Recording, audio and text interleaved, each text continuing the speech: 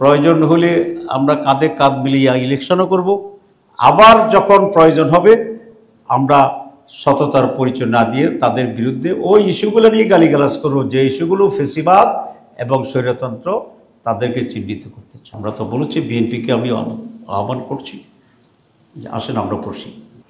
এইটাই যদি রাজনীতির ক্যারেক্টার হয়, দলগুলোর ক্যারেক্টার হয়, তো তাহলে 54 বছরের যে সাফারিংসটা, এটা কি জনগণের জন্য? নো।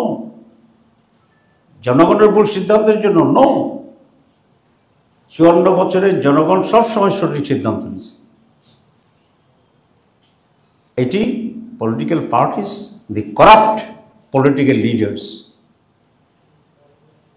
অকৃতজ্ঞ রাজনীতিবিদ, যখন যা তখন তা, এরকম চরিত্রের রাজনীতির নেতৃত্ব আজকে বাংলাদেশের এই সকল ক্রাইসিসের জন্য প্রধানত রেসপন্সিবল বলে আমরা মনে করি। জামাত ইসলামী কখনোই মুনাফিকি করে না। জামাত ইসলামী কখনোই কারোর সাথে কোনো প্রতারণা করে না। এটা কেউ যদি খুবই ডকুমেন্টেড, আমি ডিবেটে রাজি আছি। যারা জামাত ইসলামকে এরকম শব্দ নিয়ে আজকে মানুষকে বিভ্রান্ত করতে চাচ্ছেন, আমি ব্যক্তিগতভাবে তাদের সাথে, অথবা তারা যদি কোনো দলের প্রতিনিধিত্ব করেন, সেইভাবেও আমরা ওপেন ডিবেট করতে রাজি আছি যে আমরা এগুলোর সাথে আমাদের কোনো সম্পর্ক নাই। পাবলিকলি আমরা ওপেন এ নিয়ে চ্যালেঞ্জ করতে চাই। আমি সর্বশেষ কথা যেটা বলতে চাই, যে গণভোট ইস্যুতে বিএনপি বলছেন যে গণভোট এবং জাতীয় নির্বাচন একসাথে হইতে হবে। আমি গতকাল বা পরশু বলছি প্রতিদিনই যে গণভোট এক ধরনের বিষয়, আমাদের সংস্কার নিয়ে আমরা যে কোনো সময় সংস্কার আমরা করতে পারি। কোনো একটি গভর্নমেন্ট তার মাঝখানে সংস্কার করতে পারে, কনস্টিটিউশন চেঞ্জ করতে পারে, এবং সেখানে গণভোট আবার হইতে পারে। কিন্তু জাতীয় নির্বাচন তো 5 বছরের একটি বিশেষ নির্বাচন, ক্ষমতা পালাবদলের নির্বাচন, দুটোর চরিত্রই ভিন্ন। এখন আমাকে অনেকে বলে যে তাহলে বিএনপি এত সিরিয়াস ছিল কেন? 3টি কথা বলছেন তারা। একটা কথা বলছেন, গণভোট করতে হলে অনেক টাকা খরচ হবে। টাকা তো কিছু খরচ হবে, অনেক হবে না, কিছু খরচ হবে। এবং একটা জাতির পরিবর্তনের জন্য যে টাকা খরচ হবে সেটা গুরুত্বপূর্ণ, নাকি সাদাবাজ দখলবাজদের সুবিধা করার জন্য আমি ভিন্ন প্রক্রিয়া অ্যাভয়েড করে যাব, সেটা ভালো হবে। আমি এটা বলতে চাইছিলাম আজকে। তো আমি খুব ধন্যবাদ জানাই, অন্য এক বক্তব্য দেখলাম পত্রিকা এসে গেছে, আমার মুখে বলাটা অসুন্দর ছিল, ভাবতেছিলাম বলবো কি বলবো না, সিনিয়র মানুষ।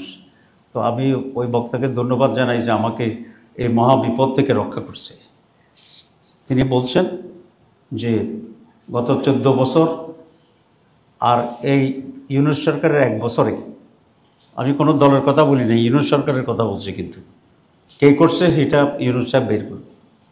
ওনার এই পিরিয়ডে যে পরিমাণে 16 বছরের সাদাবাজি, দখলবাজি, টাকা পাচার, হুন্ডা ব্যবসা, বেগম পাড়া, তারপরে অন্য পাড়া তৈরি হয়েছে, এ দিয়ে প্রায় রাফলি যে হিসাব কাটছে কয়েক বিলিয়নের, আমি দেখলাম প্রায় 1000 গণভোট করা যায়। কি বলছি, 1000 গণভোট করা যায়।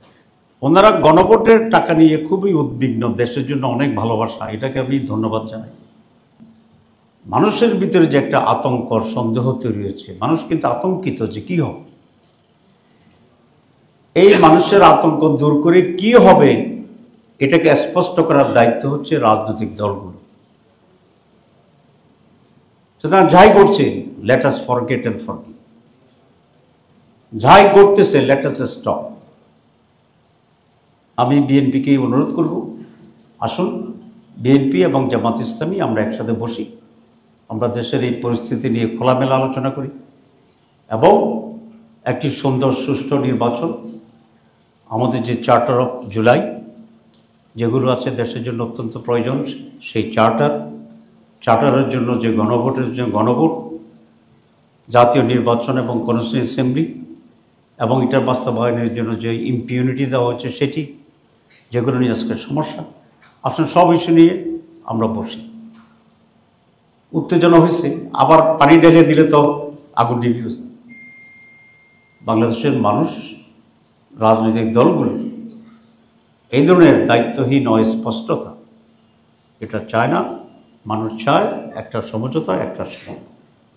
আমি সেই আলোচনার জন্য আহ্বান করছি। জামাত ইসলামী এবং বিএনপি যদি একটি সমঝোতার কাছাকাছি আসে, তাহলে বাকি যারা রাজনৈতিক স্টেক আছে আমরা তাদের সাথে আলোচনা করব একটা গাইডলাইন তৈরি করে। তখন এটা সার্বজনীন সকল দলের একটি মত হিসেবে রূপান্তরিত হবে। আর যদি তাই হয়, তাহলে আমরা আশা করি আজকের যে সংকটের আভাস আমরা দেখছি, সেখান থেকে এই যাত্রী পরিত্রাণ পাবে।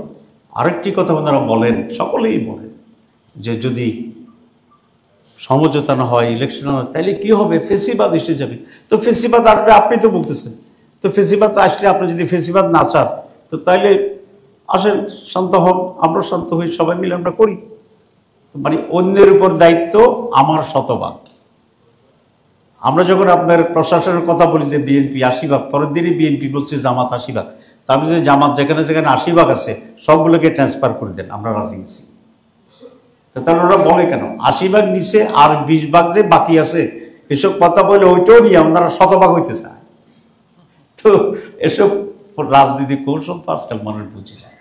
আমরা কৌশলী হইতে চাই না, আমরা খেলতে চাই না, এবং রাজনীতির খেলা আছে, কিন্তু বেশি খেলাটা রাজনীতিকে ঝুঁকিপূর্ণ করে দেয়। সেই জন্য আমি এই উদাত্ত আহ্বান আজকে জানানোর জন্য বলছি যে আমরা তো বলেছি, বিএনপিকে আমি আহ্বান করছি যে আসেন আমরা বসি, ওপেনলি বসি, আমরা কথা বলি, বলে একটা সমন্বয়, সমঝোতা, আন্ডারস্ট্যান্ডিংয়ের মাধ্যমে আমরা আগামীতে বাংলাদেশ কীভাবে সত্যিকার অর্থে একটি স্বাধীন, সার্বভৌম নতুন বাংলাদেশ হতে পারে। আমাদের এজেন্ডাগুলো কি? আমরা মনে করি একটা রোড তৈরি হওয়া উচিত। এই রোডের বাউন্ডারি কেউ ক্রস করবে না, এবং এই রোডের ভিতরেই আমরা প্রতিযোগিতার দৌড় দেব। ঠিক আছে? তাহলে জাতি একটা স্বস্তি পাবে। এবং আমি ঐকমত্য কমিশন এবং প্রধান অ্যাডভাইজারের কাছে অনুরোধ জানাবো, আপনি মেহরবানি দৃঢ় থেকে যাহার সঠিক আপনি সেই সিদ্ধান্ত নেন। জনগণ আপনার পাশে থাকবে। আপনি কত লোকের সমর্থন চান? লাখ লাখ? ইয়েস। কোটি কোটি? ইয়েস। আপনি বলেন কত লোকের সমর্থন আপনি চান, এই জাতি আপনাকে সেই সমর্থন দেবে। আপনি কোনোভাবেই অন্যায় এবং অন্যায্যতার ব্যাপারে আপনি নমনীয় হবেন। এটা দেশের পক্ষ থেকে আপনার প্রতি আমাদের সুনির্বন্ধ সশ্রদ্ধ